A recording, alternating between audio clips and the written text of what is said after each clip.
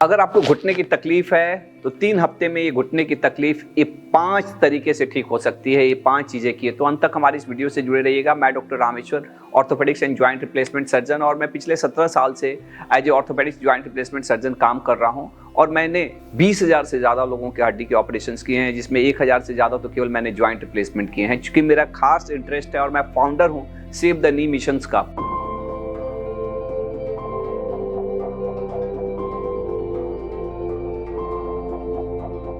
घुटने के मरीज जिनको घुटने की तकलीफ रहती है, जिनको नीचे बैठने उठने की दिक्कत रहती है, सीढ़ी चढ़ने उतरने की दिक्कत होती है, या घुटना टेढ़ा हो गया रहता है, या वो हमेशा दवाई खाते रहते हैं, दवाई खाते हैं अच्छा लगता है छोड़ देते हैं, तकलीफ फिर से बढ़ जाती है, या फिर लास्ट में ऐसा हो जाता है बहुत खराब हो जाता है तो दवाइयाँ भी काम नहीं करती है और लास्ट में डॉक्टर एक ही बोलते हैं कि ज्वाइंट बदलना पड़ेगा। वैसे मरीजों को मैं हेल्प करता हूँ और मैं इस वीडियो में आपको ये बताऊंगा कि कैसे 3 हफ्ते में, अगर आप घुटने की तकलीफ है, आपकी उम्र 30 साल 40 साल से ज़्यादा है और आपको ये सब तकलीफ रहती है, तो वो कैसे, वो 5 तरीके हैं जिससे आपकी तकलीफ ठीक होगी। तो उसमें सबसे पहला तरीका है कि आपको अपनी बीमारी का, आपके घुटने की तकलीफ का मुख्य कारण जानना कि क्या इसका रीजन क्या है। एग्जैक्ट डायग्नोसिस होना।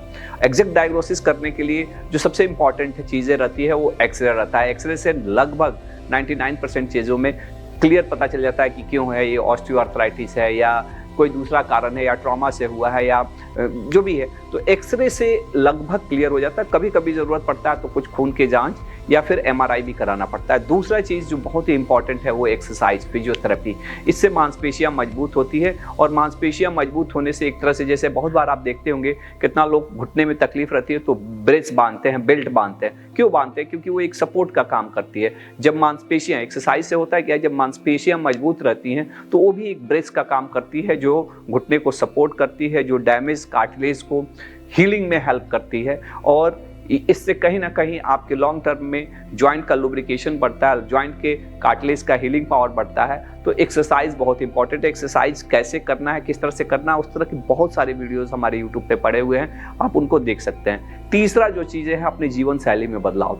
चूंकि घुटने की कार्टिलेज डैमेज हो गए हैं, आपको नीचे बैठने उठने में दिक्कत हो रही है, तो इसमें कुछ चीज़ों का ध्यान देने के लिए हम लोग मना करते हैं। जैसे नीचे बैठना उठना मना करते हैं और सीढ़ी चढ़ना उतरना मना करते हैं। ऐसा इसलिए बोलते हैं क्योंकि जब आप नीचे बैठना उठना और सीढ़ी चढ़ना उतरना करते हैं तो उसमें आपके घुटने पे नॉर्मल से बहुत ज़्यादा प्रेशर पड़ता है और इसके कारण से अगर आप नीचे बैठना उठना या सीढ़ी चढ़ना उतरना कर रहे हैं तो जो घुटना 20 साल 25 साल चल सकता था उसको आप बहुत जल्दी ही खराब कर देंगे। तो ये अपने जीवन शैली में बदलाव, काम हम आपसे सब कराते हैं। हम बताते हैं कि किस तरह से आप रोजमर्रा के कार्य करें ताकि आपके घुटने पे जोर ना पड़े और किस तरह से आप सब काम भी कर सकते हैं, बस नीचे बैठना उठना नहीं करना है और सीढ़ी चढ़ना उतरना बचाना है।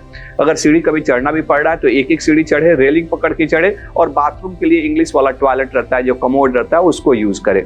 चौथा जो बहुत ही इंपॉर्टेंट है वो है मेडिटेशन, जिसमें मैं खास बिलीव करता हूँ और मैं अपने मरीजों को भी अपना खास जो रिचुअल्स है, MP रिचुअल्स के बारे में बताता हूँ, जिसमें M फॉर मेडिटेशन और P फॉर फिजियोथेरेपी रहता है। मेडिटेशंस का रोल आप सभी लोग जानते होंगे, बहुत सारे लोग इसके बेनिफिट को जानते होंगे। मेडिटेशन एक तरह से हमारे माइंड्स को शांत करता है और माइंड्स का हीलिंग में बहुत ही इंपॉर्टेंस है।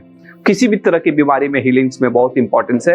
एक्चुअली जैसा हम सोचते हैं, जैसा हमारा थॉट्स रहता है, वैसा ही हमारा बॉडी मैनिफेस्ट करता है। एक्चुअली बहुत सारी डिजीजेस ऐसा अभी प्रूवन है कि वो कहीं ना कहीं हमारे माइंडसेट, हमारे थॉट्स की गड़बड़ी के कारण से ही होता है। और इस मेडिटेशंस के कारण हम अपने थॉट्स को एक जगह और पॉजिटिव करते हैं और इससे बेनिफिट होता है और डेफिनेटली बेनिफिट होता है। अगर आप भी इस मेडिटेशंस के बेनिफिट को समझना चाहते हैं तो आप हमारी टीम से कंसल्ट करके जुड़ भी सकते हैं हमारे मेडिटेशन और फिजियोथेरेपी के सेशन से। और 5वां जो चीज बहुत इंपॉर्टेंट है वो weight management and diet plan, कि आपका वजन सही होना चाहिए। अगर शरीर का वजन ज्यादा है तो उसका पूरा वजन का बोझ बेचारा घुटने को ही उठाना पड़ता है, घुटने पे और प्रेशर पड़ता है। तो आइडियली आपका वेट क्या होना चाहिए ये जानना जरूरी है कि आप ओवरवेट में तो नहीं है या ओबेसिटी में तो नहीं है, तो ये जानिए। अगर वजन ज्यादा है तो कैसे कम करेंगे इसको भी समझना है, क्योंकि एक चीज, कितना बार लोग हमारे घुटने के मरीज पूछते हैं कि सर हमारा तो वजन पहले से ही ज्यादा है और मेरे घुटने में तकलीफ है, मुझे चलने फिरना नहीं होता, तो मैं कैसे वजन कम करूंगा। ये जान के आपको बड़ा ताजुब होगा कि वजन कम करने में 80% आपके डाइट का इंपॉर्टेंट है, आप क्या खा रहे हैं, और 20% ही हमारे एक्सरसाइज का इंपॉर्टेंस है। एक्सरसाइज तो करना ही है जो मैं फिजियोथेरेपी में बताया, लेकिन अगर आप अपने खान पान में थोड़ा सा ध्यान रख लें तो आपका वजन कम कर सकते हैं। एक रोटी आप कम खाएं तो इस एक रोटी में कम से कम 200 कैलोरी रहता है, और 200 कैलोरी को बर्न करने के लिए आपको आधा से 1 घंटा चलना पड़ता है। फूड्स कितना खाना है, कब खाना है और कैसे खाना है, ये सारी चीजें हम लोग सिखाते हैं जिससे वजन कम होता है। और फूड्स का एक और इंपॉर्टेंस है कि